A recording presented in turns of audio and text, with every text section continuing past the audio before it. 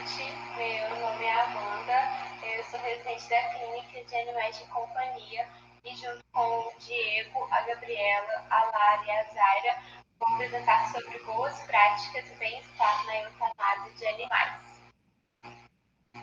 Então, como introdução, sabe-se que desde os primórdios da humanidade, a eutanásia é vista como um tema polêmico, com divergência de opiniões entre filósofos e até mesmo dentro da Igreja Católica.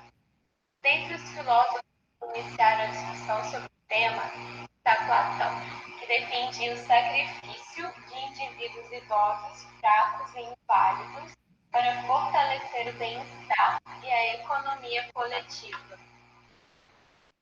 Já dentro do catolicismo, por alguns, a eutanásia era considerada violação da lei de Deus, mas também era defendida por outros, como o Papa Pio XII, que em 1957 aceitou a possibilidade de que a vida poderia ser encurtada com a utilização das drogas para diminuir o sofrimento, principalmente diminuir o sofrimento daqueles pacientes com doenças que causavam alguma dor insuportável ou até mesmo grave.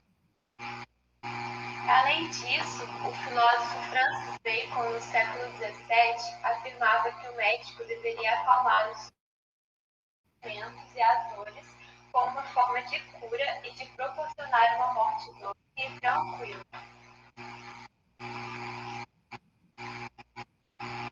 Já quanto à definição de eutanásia, sempre que eu é igual a bom e tanatos é igual a morte, ou seja, boa morte ou morte sem angústia e sofrimento. E hoje sabe-se que essa boa morte só é possível por métodos que usem a rápida inconsciência e, portanto, uma morte sem dor. A eutanásia é discutida hoje em diversas áreas, principalmente aos animais de companhia e ao abate dos animais de produção. Mas, além desses, há a questão da utilização dos animais em experimentos, em pesquisa e ensino. Mas nas últimas décadas tem se levantado muito questionamento acerca do sofrimento e da necessidade disso ocorrer nos animais, principalmente os animais de experimentação. E, independente do motivo ou da finalidade da eutanásia, os procedimentos a serem seguidos devem obedecer às normas e os critérios que evitam o sofrimento, ou seja, utilizando os métodos humanitários, os quais são aqueles que não causam dor, asfixia ou desconforto ao animal durante a eutanásia. Principalmente partindo do pressuposto de que todos os animais são seres viventes, né?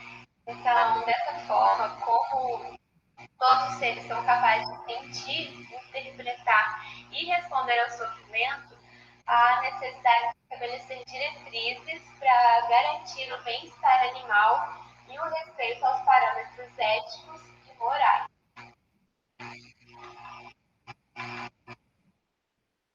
Além disso, considerando que a eutanásia compete exclusivamente ao médico veterinário, o Conselho Federal de Medicina Veterinária instituiu as normas em relação aos procedimentos e métodos autorizados. Isso foi possível mediante, primeiramente, a resolução número 714, de 20 de junho de 2002, que foi atualizada em 2008, devido principalmente ao aprofundamento das discussões sobre a eutanásia e sobre o bem-estar animal, além de que também foram aparecendo novos conceitos e novos procedimentos para a realização da eutanásia. Então, depois essa resolução foi atualizada novamente em maio de 2012. Além disso, o Conselho Federal, por meio da sua Comissão de Ética, Bioética e Bem-Estar Animal, elaborou o Guia Brasileiro de Boas Práticas para a Eutanásia em Animais.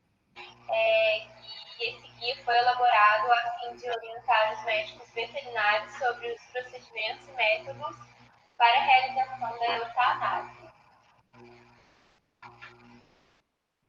Em relação agora ao Código de Ética e Legislação da Eutanásia, como já mencionado, ele está disposto a partir das resoluções e dispõe sobre os procedimentos e métodos de eutanásia em animais e dá outras providências, tratando, por exemplo, sobre a cessação da vida animal, sobre as normas reguladoras de procedimento, além dos métodos tecnicamente aceitáveis e cientificamente comprovados, além dos princípios éticos definidos. Eu não vou ler cada tópico dessa resolução aqui, já que ela é muito extensa e será abordada ao longo do trabalho.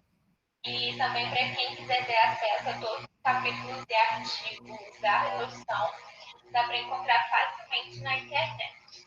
E, então, nosso trabalho foi baseado nessa resolução e também está contemplado no Guia de Boas Práticas do Conselho Federal. E, a partir disso, falaremos sobre as disposições gerais dos métodos de eutanásia, seus procedimentos e seus métodos aceitáveis. Além disso, vamos contemplar também um pouco sobre o aspecto psicológico e emocional, envolvendo tanto o médico veterinário e o tutor no momento do luto.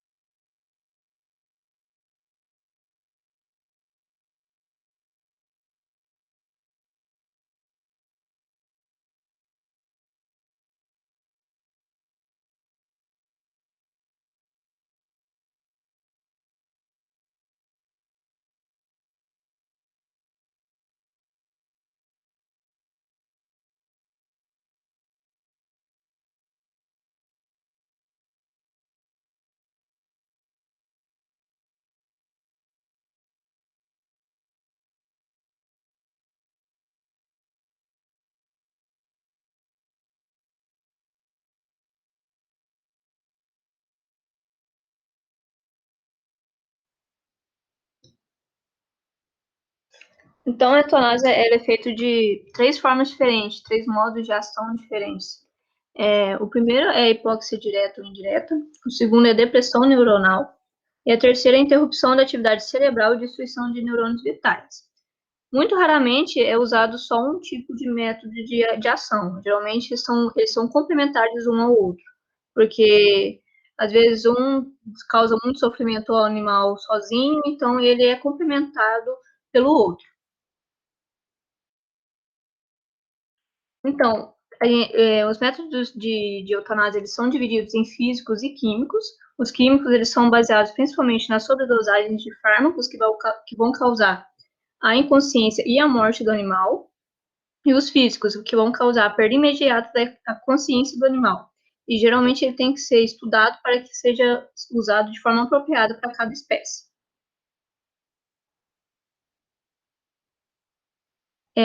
E sempre tem que ter a inconsciência antes da parada cardiorrespiratória para evitar o sofrimento do animal. E a confirmação da morte do animal tem que ser feita por profissionais capacitados, o médico veterinário ou até mesmo o enfermeiro. Então, essa confirmação é feita pelos sinais, né, de ausência de batimentos cardíacos, apneia, mucosas hipocoradas, o tempo de reperfusão aumentado, mucosas secas e o rigor mortis.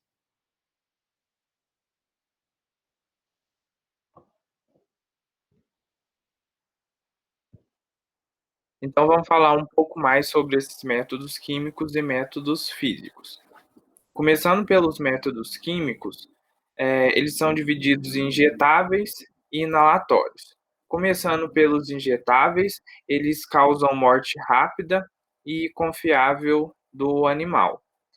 A sua desvantagem está mesmo na manipulação desse animal, né, que pode levar a estresse, e também na obtenção desses medicamentos, porque são medicamentos de controle da, de farmácia, né, farmacêutico. A via de administração de escolha é a intravenosa. No entanto, se essa via não estiver disponível, a gente pode utilizar a via intraperitoneal, intracardíaca ou até mesmo intratecal. Uma classe muito famosa de medicamentos injetáveis utilizados são os barbitúricos. Eles são fármacos com baixo custo e muito utilizados, então, para a maioria das espécies de animais. São bem utilizados principalmente em cães e gatos. Eles promovem perda de consciência imediata, né? Porque são classificados como depressores gerais do sistema nervoso central.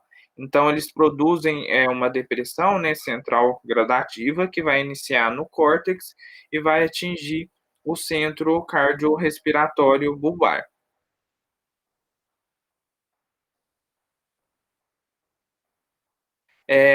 Um medicamento muito famoso dessa classe, bastante utilizado, é o mais utilizado, né, dessa classe, é o tiopental. Ele, para promover a eutanásia, é necessário, no mínimo, 3 vezes a dose, né, maior que a indutora do plano anestésico, e sendo que a sua administração é feita até cessar mesmo os batimentos cardíacos. Além disso, ele é uma droga de escolha ou para promover essa indução, né, da eutanásia, ou então para completar ela totalmente. Nos primeiros 15 a 30 segundos, vai ocorrer essa anestesia do animal, quando você injeta o tiopental, vai ocorrer a apneia, seguida da parada cardiorrespiratória. Nos equinos, a gente pode substituir, né, fazer uma MPA com aplicação rápida e V de éter-gliceril guaiacol a 10%.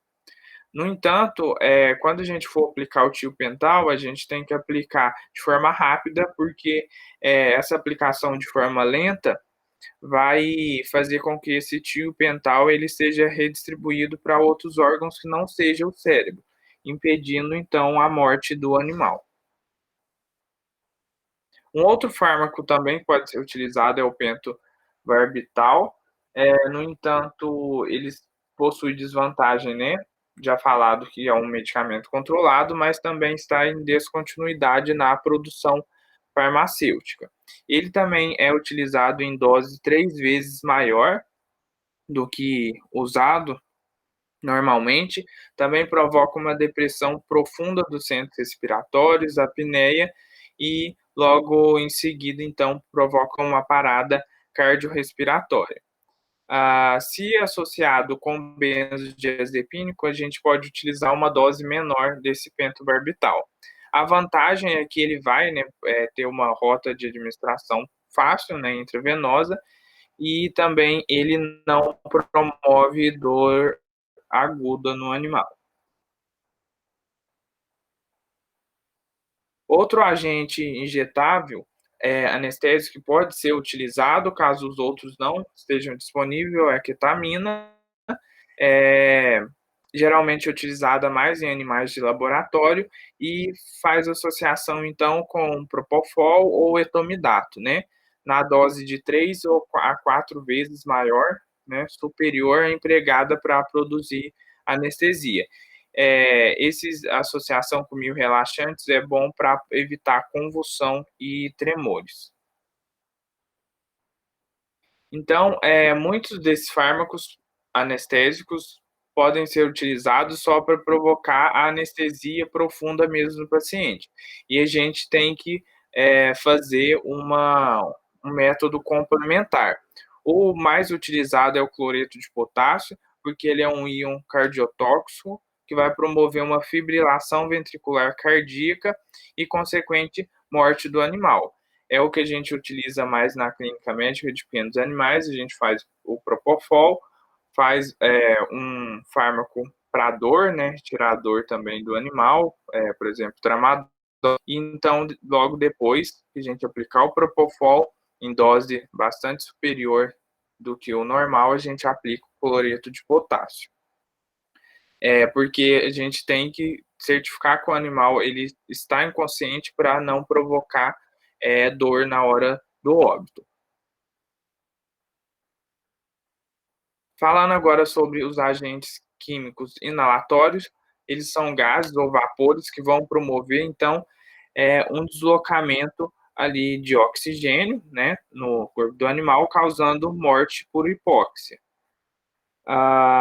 Geralmente eles são utilizados em alguns animais, né, com grandes lotes, eles são colocados em câmeras, então são liberadas substâncias inalantes. E essas câmeras devem ser específicas para esse fim.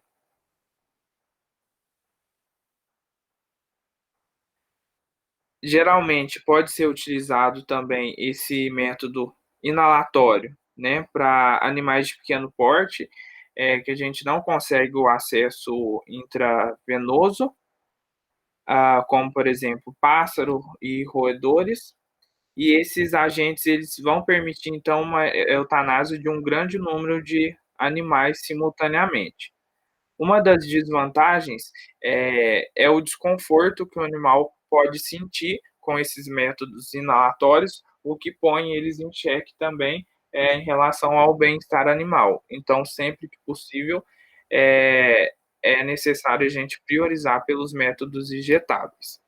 Esses métodos inalatórios, os agentes mais comuns utilizados são o alotano, o isoflorano e o sevoflurano. Falando um pouco mais sobre esses agentes inalatórios, o sevoflurano, ele é o que provoca a morte mais rápida, né, seguido pelo isoflurano e posteriormente o alotano. Em relação à concentração necessária para atingir a consciência, o alotano ele precisa de uma maior concentração, seguida do isoflurano e posteriormente o sevoflurano. Lembrando que o isoflurano tem um odor desagradável e também, então, pode gerar desconforto no animal. E muitas vezes, né, a gente tem que priorizar ali, fazer um tranquilizante no animal para evitar a excitação, impedir que ele se debata durante a indução anestésica. O dióxido de carbono também não é um método que a gente vai priorizar, mas é relatado também que pode ser utilizado em alguns casos. Ele é um gás, né, utilizado em câmaras, e pode ser aplicado para diversas espécies de animais. Ele é concentração dependente, né? E tem como vantagem o efeito rápido, depressor do sistema nervoso, e então você evita estresse no animal por não ter contenção, possui um baixo custo e também gera ausência de resíduos nos tecidos. A desvantagem é que ele demora para promover a eutanásia e em alta concentração é estressante para algumas espécies. E por isso, então, volto a ressaltar que o uso desses inalatórios para a eutanásia levanta muitas controvérsias em relação ao bem-estar animal. Temos o monóxido de carbono também, deve ser citado, ele também promove uma, uma inconsciência, né, morte rápida e eficaz principalmente para pássaros. No entanto, se ele juntar com a hemoglobina no sangue, né, em altas concentrações, ele pode ser fatal para o homem. E por fim, tem o método de imersão de fármacos. Esse método é utilizado para peixes e anfíbios. Geralmente você deposita na água os fármacos e então o peixe, né, os anfíbios vão absorver esse fármaco pelo sistema respiratório. O principal fármaco utilizado é a benzocaína, aqui no Brasil, e tem como vantagem o baixo custo e a segurança para o manipulador. Mas também pode ser utilizado o etomidato e o metomidato e o 2-fenoxietanol. Agora, falando de métodos físicos, eles têm suas vantagens e desvantagens. As principais vantagens é que a maioria das vezes eles são os métodos de eleição para a maioria das espécies, e eles são eficientes, rápidos, indolores e práticos. E isso, o fato deles serem rápidos desse jeito, causa menos medo e ansiedade nos animais, diferente dos métodos químicos que às vezes demoram um pouco para matar o animal e ele começa a se sentir ansioso. Porém, tem também suas desvantagens. Ele precisa de uma capacidade técnica, então não é qualquer profissional que sabe fazer o procedimento de forma adequada, e também tem que ter uma manutenção constante dos equipamentos, porque se não tem esses dois fatores, tem a possibilidade do animal, na hora do procedimento, sofrer muito de uma dor intensa e de um estresse muito tenso, porque o procedimento foi feito de modo errado. E também, outro contra desses métodos físicos é que ele tem uma percepção negativa do público muito grande. Então, as pessoas mais leigas, veem um animal sendo morto daquela forma, eles já associam aquela forma a dor ao sofrimento do animal, mesmo que às vezes não seja verdade. Então, a gente vai falar primeiro das pistolas de ar comprimido e do dardo cativo. Esse método é geralmente usado em ruminantes, suínos, equinos e animais selvagens, e de forma restrita também pode ser feito em cães e lagomorfos, né, que são os coelhos e as lebres. A pistola, ela não é penetrativa, então ela só vai causar uma concussão cerebral, que vai causar o atordoamento do animal e ele vai perder a consciência. Porém, o dardo cativo, ele é penetrativo e vai causar uma lesão muito grave, muito direta no encéfalo do animal, já causando, muitas vezes, a morte do animal. Então, geralmente, esses métodos, precisam de outros métodos complementares de eutanásia depois para o procedimento dar certo, porque eles só causam o atordoamento do animal mesmo. Outro método usado é a arma de fogo. Geralmente, ele é usado em algumas situações mais específicas, igual essa aqui na foto, do animal que está preso na lama e não consegue ser removido de uma forma fácil, então ele está ali sofrendo, está ali com fome, e ele não consegue ser retirado para ser feita a eutanásia de alguma outra forma. Então, nesses casos, a arma de fogo é um método indicado para eutanásia. O projeto ele tem que ser atirado obrigatoriamente em direção à cabeça do animal, para que haja uma lesão cerebral ali grande o bastante para que ele morra de uma forma rápida e mais indolor possível. De preferência, Esse método de eutanásia tem que ser feito por um agente da força policial. E, de preferência também longe de telespectadores para evitar acidentes. A única a desvantagem desse método é que há uma perda muito grande de massa encefálica, que pode atrapalhar, às vezes, algum diagnóstico pós-mortem do animal. Outro método é o deslocamento cervical, né, que é fraturar os ossos do pescoço do animal, causando um dano à medula espinhal cervical, que vai causar a morte quase que instantaneamente do animal.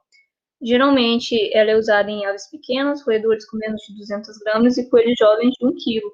E antes de ser feita, o animal tem que passar por anestesia geral. E a vantagem dela é que ela não tem ausência de contaminação química dos tecidos, então não tem nenhum tipo de penetração que possa atrapalhar algum diagnóstico pós-morte. E é sempre importante, nesses casos, ter observação se houve mesmo uma fratura do pescoço do animal, porque caso não haja separação dos ossos, tem que ser feito de forma imediata algum outro tipo de método de eutanásia que seja rápido, para que um animal morra o mais rápido possível, sem sofrimento. Outro método usado é a decapitação, geralmente usado em pequenos roedores, aves e coelhos jovens. Por ser um método meio mais invasivo e muitas vezes até mesmo traumático, tanto para o animal quanto para a pessoa que está assistindo e para a pessoa que está realizando, sempre que possível ele deve ser substituído por algum outro método. E sempre tem que ser feito a anestesia do animal antes, porque o animal fica muito estressado com a manipulação, porque ali a gente tem que segurar ele de uma forma que ele fica quieto, para que seja feito de uma forma correta, e muitas vezes essa contenção causa um estresse muito grande para o animal. Também temos a eletrocução, que é quando o organismo animal passa por uma carga letal de energia elétrica com corrente alternada muito, muito alta. Então, é usado em bovinos, suínos, ovinos e equinos, e algumas vezes também pode ser usado em cães. Então, o animal vai passar por uma fibrilação cardíaca que vai causar hipóxia cerebral e morte. O animal sempre deve estar inconsciente, porque a perda da consciência, ela só vai, sem um anestésico, sem nenhum tipo de intervenção ali anestésica, o animal só vai perder a consciência depois de 20 a 30 segundos da eletrocução. Então, durante todo esse tempo, ele vai ficar consciente, vai estar sentindo dor, então, por isso, o animal sempre deve estar inconsciente antes da realização desse método. Também temos a ensanguinação, que é a morte por hipovolemia aguda, geralmente feito pelo degolamento do animal. Então, antes desse método, o animal sempre tem que estar ou em anestesia profunda ou em atordoado, né? Geralmente pelas pistolas de compressão. Uma das desvantagens é a percepção negativa do público. As pessoas ficam muito chocadas, assim como a decapitação. Também é um método que deixa as pessoas muito chocadas e até mesmo traumatizadas de assistirem aquilo. E também outra desvantagem é o tempo prolongado para a morte. Então, por isso que o animal tem que estar inconsciente, porque ele demora mais do que os outros métodos para morrer.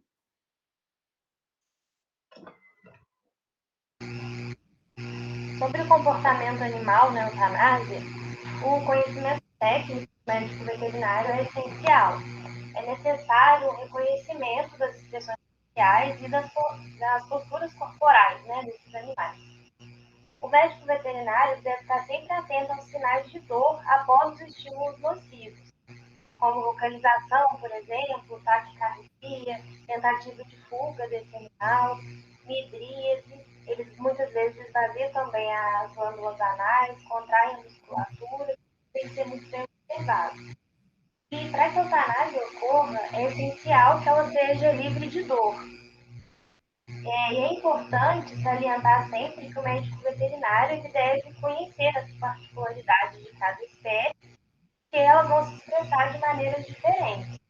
Coelhos e galinhas, por exemplo, eles tendem a ficar estáticos por medo, que acaba sendo interpretado muitas vezes como ausência de dor ou de incômodo. E o ambiente em que é feito esse procedimento deve ser sempre calmo, seguro, idoso e isolado de todos os outros animais, por conta principalmente de feromônios que indicam medo e assustam os demais animais que não vão passar pelo mesmo sofrimento. É importante que a eutanásia não seja vista apenas como momento da morte. Deve haver uma preparação prévia envolvendo vários fatores, que o médico veterinário deve estar atento a cada um deles. E a escolha do melhor método, como já foi dito, sempre individualizado para cada animal, livre de dor, com ele sempre inconsciente, deve ser sempre uma prioridade. Quanto aos aspectos emocionais no que tange os médicos veterinários, principalmente, eles acabam sendo muito afetados. E assim, por uma questão de competência legal e profissional, a eutanásia sempre deve ser coordenada por um médico veterinário inscrito no Conselho Regional. E esse médico veterinário deve garantir o ambiente adequado, métodos, evitar a morte, manter prontuários, termos. Isso tudo acaba afetando muito o emocional dele. A profissão, por exemplo, está no topo das que mais cometem suicídio. E muito disso está relacionado com a eutanásia e seus danos psicológicos. Alguns veterinários acabam estabelecendo mecanismos de defesa, reduzindo a empatia, o respeito para com os outros animais, e outros veterinários acabam entrando em uma tristeza profunda, depressão, e essa exposição contínua, repetida, em relação a esses procedimentos, acabam agravando isso tudo, levando muitas vezes ao abandono da profissão também, à agressividade. Muitos acabam desenvolvendo o burnout, né, exaustão extrema, e muitas vezes cometem suicídio. E as diretrizes da prática da eutanásia, do CONSER, ele destaca muito a necessidade de treinamento desses profissionais, do acompanhamento psicológico, de programas institucionais que os acolham sempre nesse sentido, porque é um assunto bem negligenciado ainda. Quanto aos cuidados paliativos no útero do tutor, a maioria das clínicas e dos profissionais desconhecem ou não tem estrutura suficiente para a realização dessas práticas, que façam com que o tutor se sinta acolhido na hora de despedir do seu animal.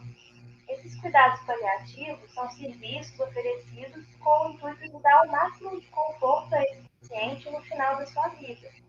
E sempre, né, com alívio de dor, de angústias do animal e o amparo do tutor. A orientação emocional através de equipes disciplinares, envolvendo psicólogos, entre outros profissionais. Como nos Estados Unidos e Europa, por exemplo, tem várias instituições que elaboram normativas, mesmo manuais próprios, de prestação desse tipo de serviço. No Brasil, a gente já tem algumas clínicas que seguem essa linha, mas ainda em passos muito lentos. E é importante que haja muito cuidado, muito preparo dos futuros profissionais ainda na graduação, né? Para que tenham maior conhecimento, uma maior habilidade para lidar com esse assunto tão delicado que é a eutanásia. Ainda falta muito preparo nesse sentido.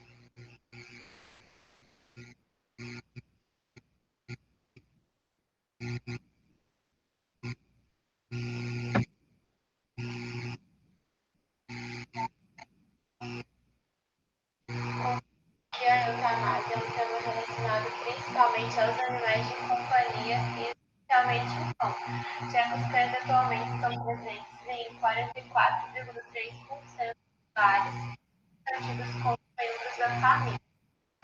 Dessa forma, podemos estar cientes sobre a importância da relação entre o veterinário-paciente, paciente-tutor e veterinário-tutor, já que hoje essas relações tomaram proporções que exigem tanto sensibilidade e preparo emocional como profissionalismo. E é nesse contexto que temos a responsabilidade de assumir como profissionais e seres humanos que a cessação da vida de um animal, quando ela for necessária, que seja feita com respeito ao animal e com bem-estar. E, além disso, foi possível observar que a eutanásia é um tema que mexe muito com o lado emocional e psicológico, tanto dos médicos veterinários como dos tutores. Dessa forma, a partir da análise do tema, é possível concluir que é imprescindível possível o conhecimento dos métodos e das normas para a realização da eutanásia, assim como conhecer a ação das drogas nas diferentes espécies, para depois escolher a técnica ideal a ser empregada, e assim, por fim, poder realizar a eutanásia sem dor e sofrimento. Foi possível observar também que diversas funções clínicas requerem a eutanásia, e dentre elas estão as doenças incuráveis e terminais, ou ainda aquelas afecções que geram gastos injustificáveis ou até mesmo inacessíveis aos tutores. E, em alguns casos, a manutenção da vida ainda é incompatível com o bem-estar daquele animal, principalmente quando os tratamentos disponíveis não são suficientes para acabar com o sofrimento do paciente. Sendo assim, conclui-se que a eutanásia está presente em diversas áreas da medicina veterinária, além dos animais de companhia, incluindo também, então, a experimentação animal em métodos de pesquisa e ensino. Entretanto, nessa situação, muitos procedimentos atualmente já são discutidos e condenados. E, felizmente, existem novas pesquisas para buscar alguns métodos alternativos, já que não é necessário tirar uma vida para que os alunos possam aprender. E, quanto aos animais de produção, é importante a realização dos métodos de abate humanitário, ou seja, aqueles métodos de abate sem dor e sofrimento. E em relação aos animais de companhia, a discussão está mais voltada para a vida de cada um deles com qualidade e bem-estar. Mas é necessário entender que, quando isso não é possível, a eutanásia pode ser o melhor caminho para aliviar o sofrimento daquele paciente. E essas foram as nossas referências. E muito obrigada.